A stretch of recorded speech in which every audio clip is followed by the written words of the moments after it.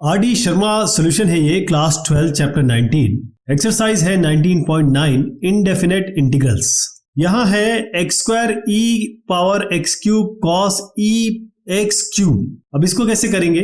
देखिए आपको यही चीज दिख रही है बार बार, तो इसी से कुछ होना है। हम क्या करेंगे, t को रख देंगे e x क्यूब, तो dt बाई dx क्या होगा, e की पावर जो भी होगा वो तो वही आ जाएगा, फिर x क्यूब का होगा जो कि आपका 3x स्क्वायर बनेगा। तो इससे फायदा क्या हुआ कि अपने पास ये x स्क्वायर है, ये e x क्यूब है, और ये सारा का सारा यहां से यहां तक ये पूरा अपने को मिल गया। तो इंटीग्रेशन क्या बनेगा इसमें, dx को हम यहां ले जाते हैं, इस पूरे को dt रखते हैं, dt बाई 3, ये 3 यहां आएगा। बेसिकली ये बना dt by 3 e raise x cube x square और dx, जो कि ये है ऊपर वाला, यहाँ पर dt लिखिए और 1/3 कर दीजिए इसको। डिनोमिनेटर में कुछ है नहीं क्योंकि ये यहाँ पर बस cos e raise x cube है और इसको अपने t लिया है, तो ये हो गया cos t, ऐसे बनाए। तो इसका इंटीग्रेशन क्या होगा, 1/3 cos t का होगा sin t plus constant of integration, तो ये बना 1/3 sin t क्या लिया था आपने, ex3, ये सब पावर में है। अब कोशिश करें इसको ब्रैकेट में डाल दें, इसको स्क्वायर ब्रैकेट में डाल दें, थोड़ा अलग कर दें इसको, प्लस कांस्टेंट ऑफ इंटीग्रेशन, यही इसका उत्तर है। ऐसे कर लेंगे, बस ये ex क्यूब बस आपको t रखना है, बाकी आपको डायरेक्ट मिल जाएगा। इस क्वेश्चन में x square plus 3 x square plus 3 ये बहुत मिल रहा है, 2 बार मिल गया ना ये आपको। अब रखेंगे क्या, sec को रखेंगे, tan को रखेंगे, तो इसको थोड़ा सा मुझे डिवाइस करना पड़ेगा तब हम रखेंगे। कैसे, देखिए मुझे पता है कि x स्क्वायर का डिफरेंशिएशन करने पर 2x आएगा, तो 2x दिख रहा है। तो शुरुआत में यहां हम क्या करते हैं, इस sec क्यूब को हम रखते हैं sec square x square plus 3, ये हो गया। अब आपका एक sec बच गया, तो यहाँ पर एक sec x स्क्वायर प्लस 3 हो गया, और यहाँ पर tan ऑलरेडी है, तो tan x स्क्वायर प्लस 3 हो गया। अब 2x dx है, यहाँ पे 2x dx, ये इसलिए रखा गया है क्योंकि हम लिखने वाले हैं sec x स्क्वायर प्लस 3 को t, इससे क्या मिलेगा, dt बाई dx मिलेगा। sec का क्या होता है, sec x tan x, यानी कि sec x स्क्वायर प्लस 3 और tan x स्क्वायर प्लस 3, और x स्क्वायर प्लस 3 का फिर डिफरेंशिएशन होगा जो कि 2x बनेगा, इसके बाद ही है। अब dx को ले जाइए ऊपर, dt के साथ आपको कुछ करना है नहीं क्योंकि ये डायरेक्ट dt मिल गया। अब क्या क्या मिला आपको, ये 2x मिल गया, इसका sec स्क्वायर मिल गया, ये वाला कंटेंट मिल गया अपने को, sec x का sec x tan x, नहीं sec स्क्वायर नहीं मिला, ये मिला sec x tan x मिल गया। तो यहां से लेकर ये इधर से लेकर इधर तक ये पूरा का पूरा dt मिल गया। तो इंटीग्रेशन क्या बनेगा, क्योंकि हमने ये sec x square plus 3t लिया है, तो ये t स्क्वायर बन गया, ये हो गया t स्क्वायर, ये पूरा का पूरा आपका dt बन रहा है। तो dt देखिए कितना आसान हो गया, अब तो सीधा कर लेंगे आप, ये t की पावर 3/3 हो गया, plus constant of integration t क्या है आपका, ये हो गया sec, और क्योंकि ये sec क्यूब है, sec क्यूब कर दीजिए इसको, और x स्क्वायर प्लस 3, ये 1/3 हो जाएगा, प्लस कांस्टेंट ऑफ इंटीग्रेशन, यही इसका उत्तर है। बस ये sec क्यूब को आपको sec स्क्वायर और sec में करना है, और फिर sec x स्क्वायर प्लस 3 को आपको t ले लेना है, बाकी बहुत आसान हो जाएगा आपके लिए। नेक्स्ट है x plus 1/x x plus log x का होल स्क्वायर। तो इस तरीके के क्वेश्चन हम पहले कर चुके हैं, तो फटाफट कर देते हैं।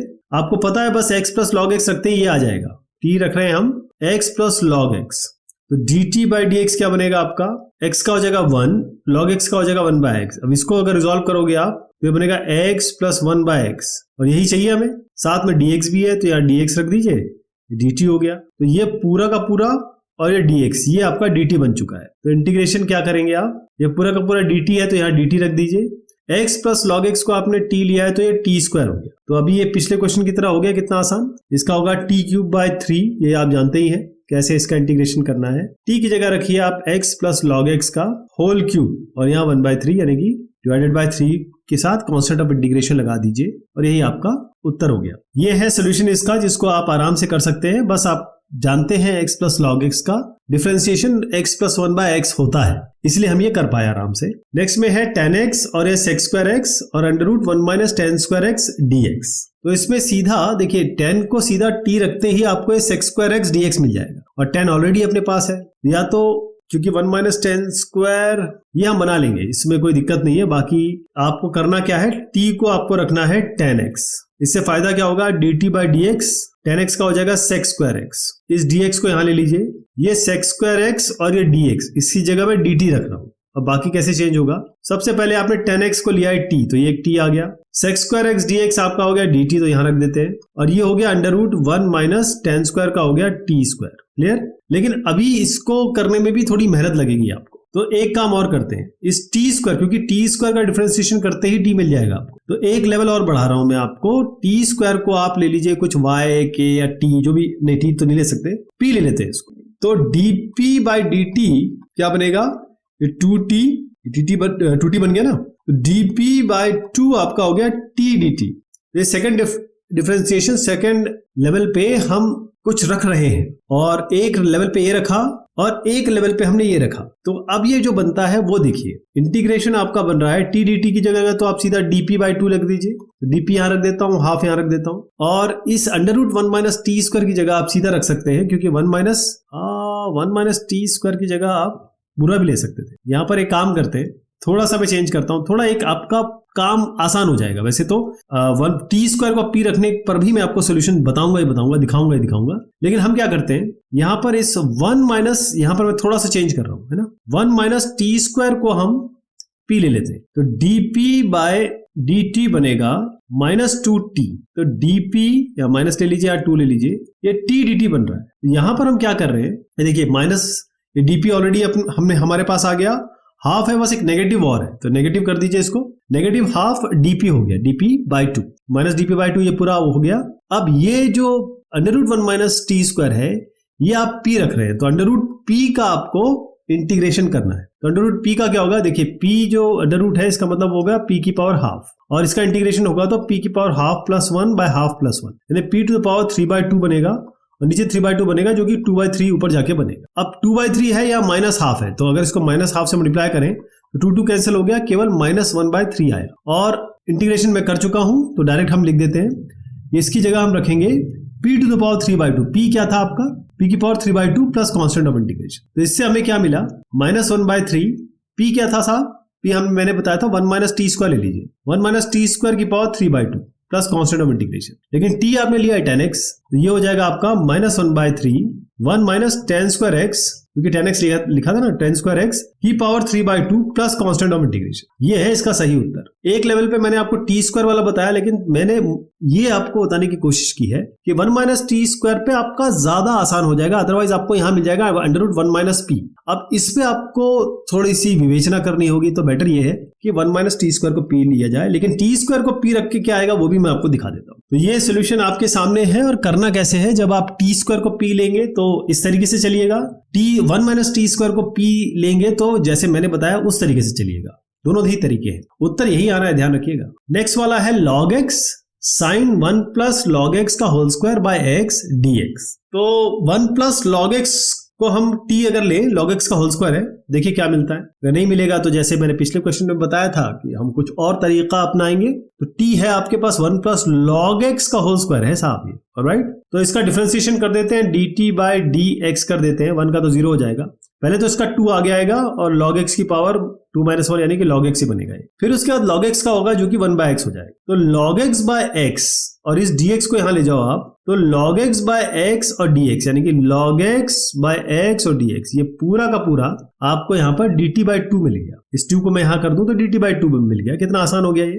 तो इंटीग्रेशन में जो रिप्लेसमेंट है, जो हम लेट करते हैं, मानते हैं, वो इंपॉर्टेंट है, अदरवाइज बाकी चीजें बहुत ही सिंपल हो जाती है। अगर वो उस लेवल पे आपको तकलीफ आती है तो आपको ये प्रैक्टिस करनी होगी। 42वें सवाल पे है, एक एक्सरसाइज में हमने 50 किए, एक में 72 सवाल है, 71 सवाल है, ऐसे बहुत सारी एक्सरसाइजेस हैं, आप बिल्कुल पक्के हो जाएंगे अगर आपने सारी चीजें देख ली तो। आपको एनसीईआरटी और RS अग्रवाल करने की आवश्यकता नहीं पड़ेगी, ये मैं आपको गारंटी दे रहा हूँ। तो आई है यहाँ पर, ये आई क्या बोल रहा है, ये बोलता है कि आपने dt बाई 2 करना है, तो dt ले लीजिए, हाफ यहां रख देते हैं, sin 1 प्लस log x का होल स्क्वायर, तो सीधा sin t कर दीजिए। sin t का इंटीग्रेशन तो आप जानते हैं साहब, आंख बंद करके भी कर लेंगे, माइनस cos t होता है, हाफ आपका लगा ही हुआ है, प्लस कांस्टेंट ऑफ इंटीग्रेशन कर दीजिए, t की जगह 1 प्लस cos ले लीजिए पहले, और यहां पर लीजिए 1 प्लस log x इसका स्क्वायर, और प्लस कांस्टेंट ऑफ इंटीग्रेशन, या माइनस हाफ आपका लगा ही हुआ है, ये आपका पूरा का पूरा उत्तर हो जाएगा। तो ये कैसे होगा, क्या मैंने आपको दलीलें दी हैं वो आप समझ गए,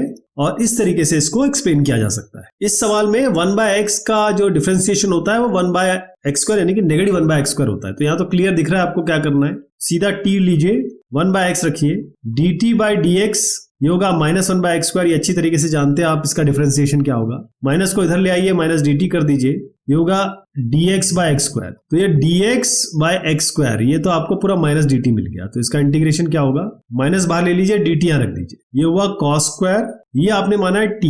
तो cos² t का कैसे करेंगे आप, क्योंकि इसका उस तरीके से cos की पावर 2+1/2+1 तो हो नहीं सकता। तो यहां पर आपको थोड़ा पिछली एक्सरसाइजेस में जाना पड़ेगा। मैंने आपको बहुत अच्छे से समझाया था कि जो cos² थीटा होता है वो होता है 1 + cos 2θ/2, याद है आपको। तो इस तरीके से करेंगे, माइनस को बाद में डील करते हैं पहले, क्योंकि माइनस कंफ्यूज करेगा। 1 + cos 2θ/2 यानी कि 1 + 1/2 + cos 2t/2, और इसका इंटीग्रेशन होगा, इसका इंटीग्रेशन होगा, यहां भी dt, यहां भी dt। तो एक काम करते हैं, ये माइनस है, इसके साथ आप ये माइनस है ना, हाफ भी ले लेता हूं मैं। तो -½ हमने बाहर रखा हुआ है, अभी हम इसको डील नहीं कर रहे, -½ बाहर है, बस मान के चलिए। तो यहां पर अगर हाफ ले लिया तो dt है, केवल t आएगा इसका, ये जिसमें तो कोई दिक्कत नहीं है आपको। और ये प्लस है cos 2t का क्या वो होता है इंटीग्रेशन, तो सीधा sin 2t होता है। फिर 2t का डिफरेंशिएशन करके नीचे रखोगे आप इसको, लेकिन ध्यान रखिए ये 2 ऑलरेडी मैं ले चुका हूं। तो sin 2t/2 plus constant of integration, ठीक है जी।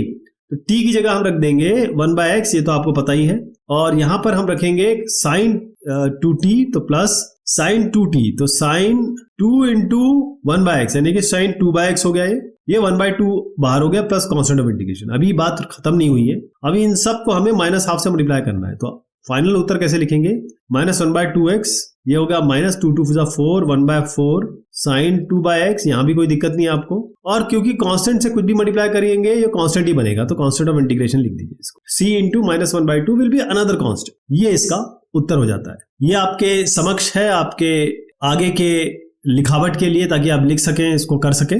अगला सवाल है sec⁴ और 10x sec का। अब इसको भी थोड़ा अलग अलग करना पड़ेगा आपको, क्योंकि देखिए रखना तो आपको 10x है ना t, क्योंकि sec²x वहीं से आएगा। ये तो आपको क्लियर है कि मुझे t 10x रखना है, लेकिन ऐसे नहीं रख पाओगे आप। अगर आप t लिखते हो तो sec⁴x का क्या करोगे आप, तो इसके लिए थोड़ी सी एक जुगत लगानी होगी, और वो होगा इस तरीके से। देखिए sec⁴x है, इसको sec²x कर दीजिए, इसको भी sec²x कर दीजिए, कोई दिक्कत नहीं। 10x dx, ये जो है sec²x को 1 + tan²x रख दीजिए, क्योंकि जैसे ही 10x रखोगे आप sec²x dx ऑलरेडी आ जाएगा। तो 1 + tan²x कर देता हूं, ये 10x को यहां ले आते हैं और इस sec² dx को साथ में लिख देते हैं। अब देखिए आप इंटीग्रेशन ये हो गया। अब आप क्या करेंगे, t को रख दीजिए 10x, तो dt/dx क्या बनेगा साहब, sec²x। dt होगा आपका sec²x dx, कोई दिक्कत नहीं है यहाँ पे, है ना। तो sec²x dx तो सीधा आप dt रख दीजिए, तो यहाँ हमने dt रख दिया।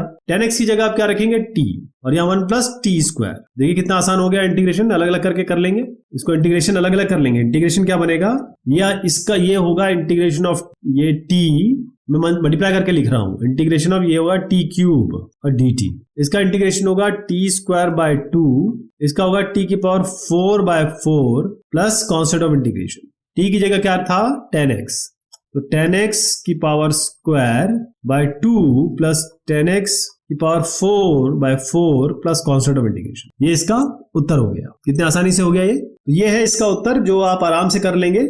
बस ये sec⁴x को sec²x करना है, तब काम बन पाएगा आपका। ये जो सवाल है ये तो मुझे लगता है कि आप लोगों के लिए जैसे करते हैं ना, बड़े नॉर्मल भाषा में हलवा है। क्यों, क्योंकि √x का 1/2 √x होता है, डिफरेंशिएशन ये आप अच्छी तरीके से जानते हो। e रेस पावर कुछ भी होगा, उसका e raise power that he होगा। तो सीधा आंख बंद करके इसमें तो हम सीधा t = e raise power √x रख सकते हैं। तो dt/dx आपका क्या बनेगा, e की पावर √x का, तो e की पावर √x होगा, और फिर √x का हो जाएगा 1/2 √x। dx को यहां ले जाते हैं, 2 dt कर देते हैं इसको, क्योंकि हमें क्या चाहिए, e⁻x/√x × dx। तो e⁻x ये हो गया, √x और dx, ये तीन जो मैंने लाइनें लगाई हैं, ये डायरेक्ट इंटीग्रेशन बनेगा साहब। 2 dt, तो 2 बाहर ले लीजिए, ये dt हो गया। यहां पर e√x आपने t लिया है, तो cos t का इंटीग्रेशन करना है। देखिए कितना आसान हो गया ना, ये सीधा sin t करिए, 2 आपके बाहर में है ही, कांस्टेंट ऑफ इंटीग्रेशन कर दीजिए, t की जगह उठा के sin e√x, चाहे तो उसको ब्रैकेट पे रख दीजिए, बेहतरीन रहेगा, प्लस कांस्टेंट ऑफ इंटीग्रेशन, यही इसका आपका उत्तर हो गया। अब इसको लिखेंगे कैसे, करेंगे कैसे, ये आपके सामने है, इसको आराम से कर सकते हैं। इस क्वेश्चन में थोड़ी सी हमको मेहनत लगेगी, थोड़ा एक दो इसमें रिप्लेसमेंट होंगे या फिर हमें लेट करना पड़ेगा, तो वो हम करेंगे अगली बार। तब तक के लिए शुक्रिया, मेहरबानी आप सभी।